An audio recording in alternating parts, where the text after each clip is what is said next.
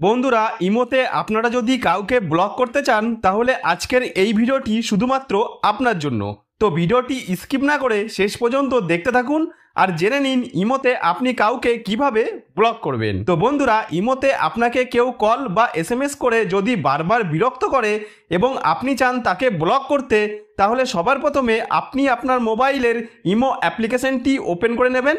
তো মোবাইলের ইমো অ্যাপ্লিকেশনটি ওপেন করে নেবার পর এখান থেকে আপনাকে যে আইডিটি বারবার কল বা এসএমএস করে বিরক্ত করছে সেই আইডিটির ওপর ক্লিক করে নিতে হবে।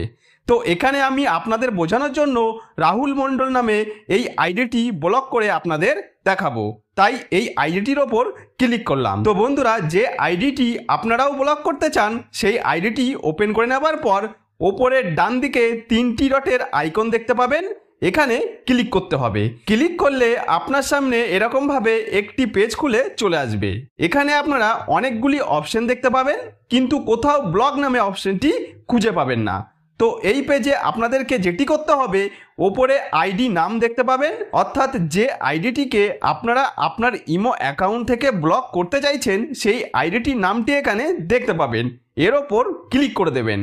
তারপর আপনার সামনে এরকম একটি পেজ খুলে চলে আসবে। তো এই আইডিটিকে ব্লক দেওয়ার জন্য ওপরের ডান দিকে তিনটি ডটের আইকন দেখতে পাবেন, এর ওপর ক্লিক করলে পরের পেজে এরকমভাবে অনেকগুলি অপশনের একটি পেজ খুলে চলে আসবে। তো এই অনেকগুলি অপশনের মধ্যে একদম নিচের দিক করে ব্লক নামে একটি অপশন দেখতে পাবেন।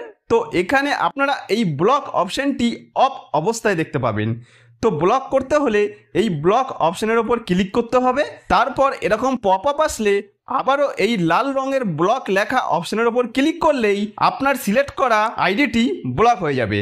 এবার আমি আমার ইমো অ্যাকাউন্টের হোম পেজে দেখতে পাবো একটু আগে রাহুল মণ্ডল নামে যে আইডিটি আমার এখানে ছিল, ব্লক দেওয়ার পরে সেই আইডিটি এখান থেকে রিমুভ হয়ে গেছে। তাহলে বন্ধুরা এরকমভাবে আপনারাও আমার স্টেপগুলি পরপর ফলো করে ইমো থেকে যে আইডিটি ব্লক করতে চান সেই আইডিটি খুব সহজেই ব্লক করে দিতে পারেন।